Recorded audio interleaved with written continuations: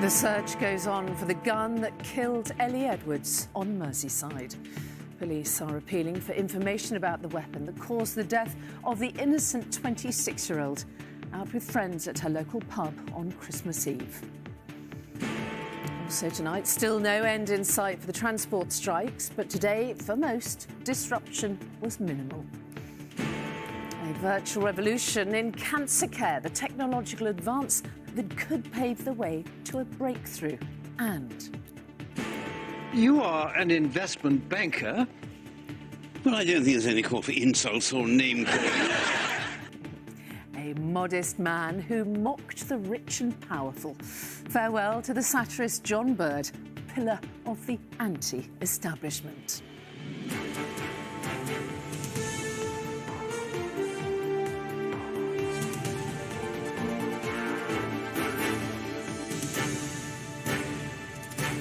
This is ITV News with Mary Nightingale.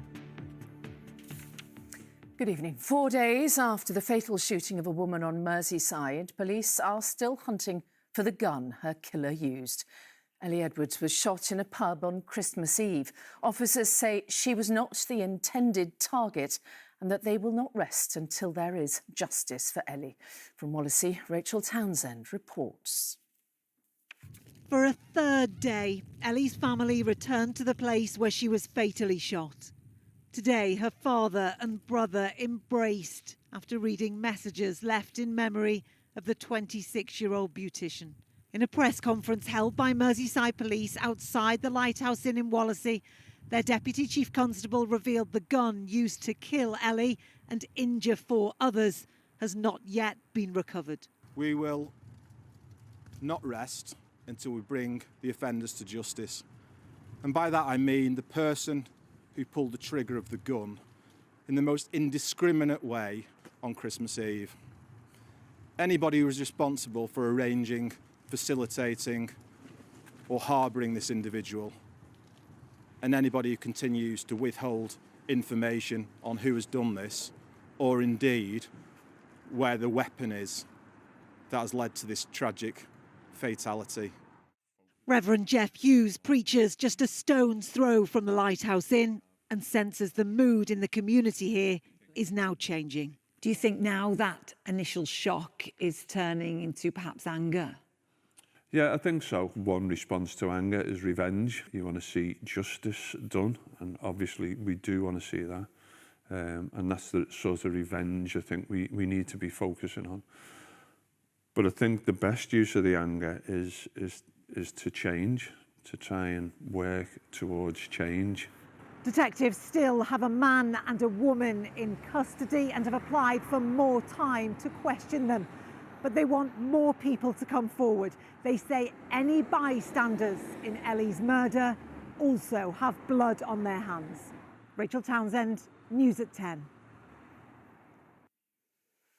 Disruption was kept to a minimum today at UK airports and on the railways too after another staff walkout. Border Force and rail workers from the TSSA union are on strike in ongoing disputes over their working conditions and their pay. And the end of the year will not see the end of industrial action. Next week, the RMT will walk out again. With the latest, here's Sejal Karia.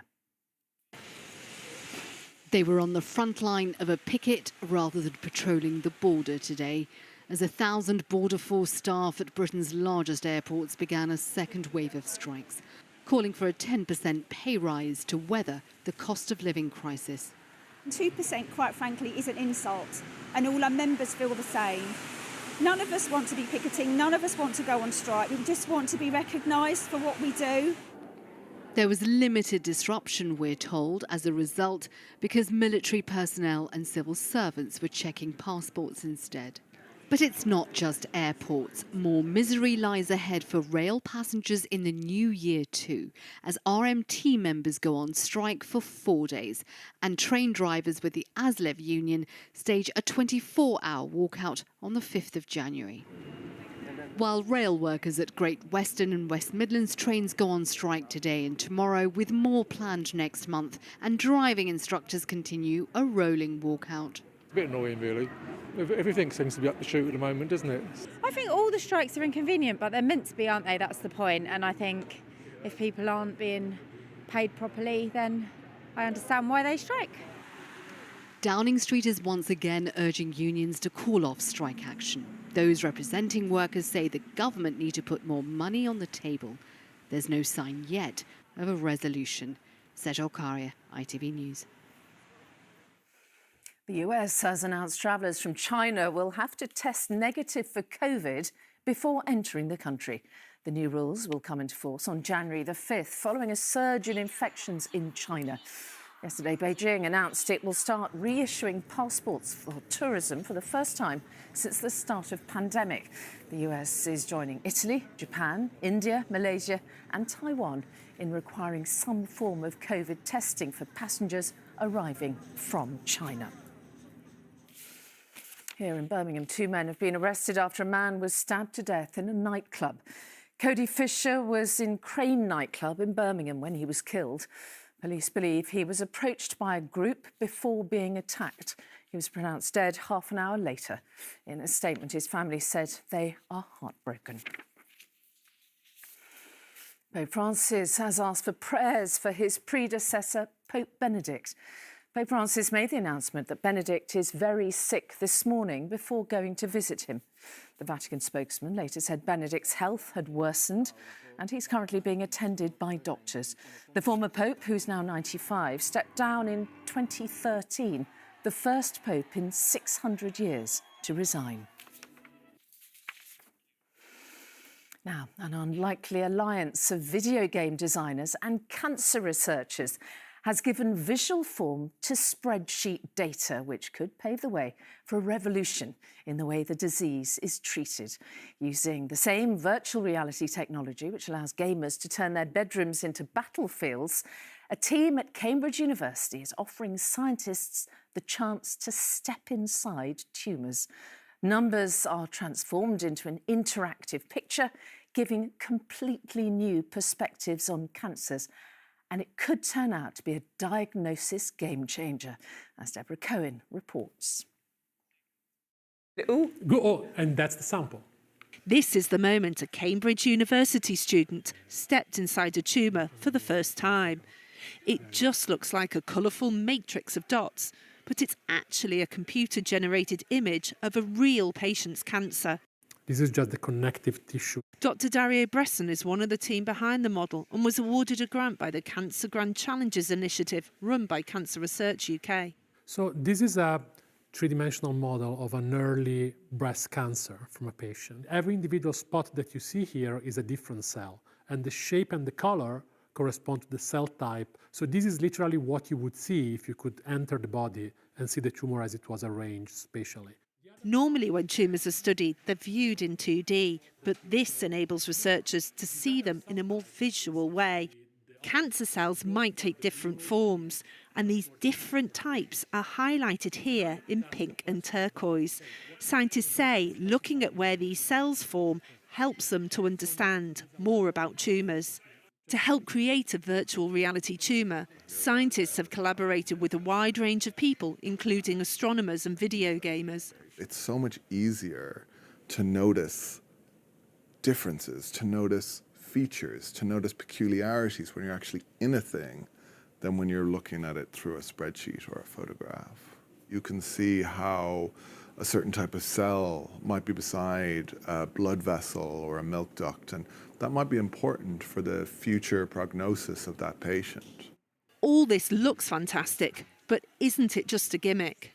Yeah, well, I mean, I think that was a question when we started this, but we showed that the arrangement of cells within a tumour actually had prognostic power. It could predict outcome for patients in a way that was better than we could do with other techniques.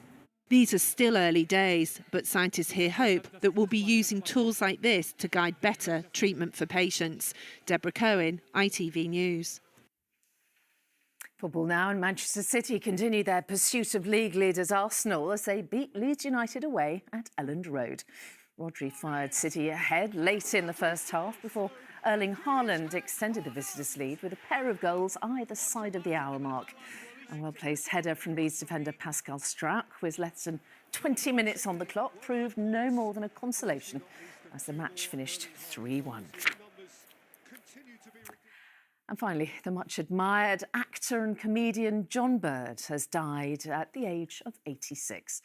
He's probably best known for his performances in the TV series Bremner, Bird and Fortune, mercilessly sending up the rich and powerful with his cutting wit and humour. Today, Rory Bremner called him one of the greatest satirists.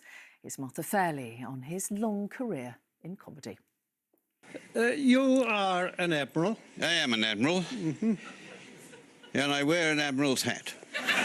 John Bird had a talent for portraying those in the upper echelons of the establishment. At the moment, we can afford to either have the carriers or the aircraft, but not both. And exposing their shortcomings. The record of computerisation in government departments has not been exactly unblemished, has it? Patchy? Rather more than patchy. There's the fiasco of the passport office.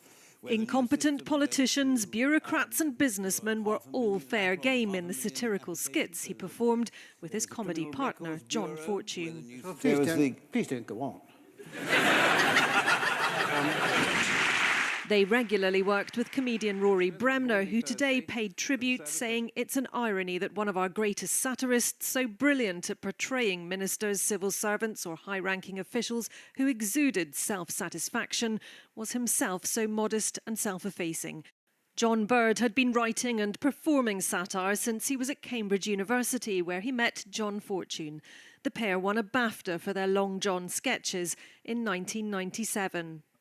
John Bird also made appearances in other shows, including Yes, Prime Minister, Morse and the Legal Comedy Chambers. Everything came in a tin. Mind you, if you know, the economic crash gets worse, then this is how we're all going to be living. We're all going to be eating out of tins. If things carry on like they're going, you know, we all could be very poor. And while Bird and Fortune's middle-class dinner party sketches provided their own social commentary, he will be best remembered as one of the two Johns who ridiculed those in power with his effortless satire. That you can't make money out of nothing. Never? Never, ever. Only a complete idiot would think otherwise. Except just this once. We think we might. Remembering John Bird, whose death was announced today. And that's it. The weather's next, but from all of us here, thanks for watching. Bye-bye.